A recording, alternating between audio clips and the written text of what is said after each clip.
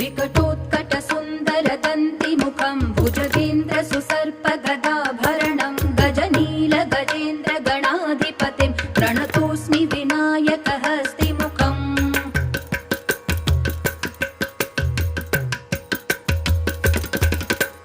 सुरसुरगणपति सुन्दरकेशं ऋषि गणपति यज्ञसमानं भव भव गणपति पद्मशरीरं जय जय गणपति दिव्य नमस्ते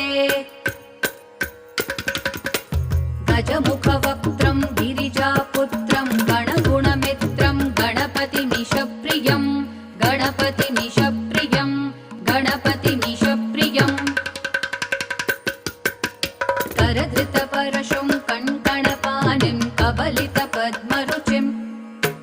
सुरपतिवन्द्यं सुन्दरनृत्यं सुरचितमणिमकुटं प्रणम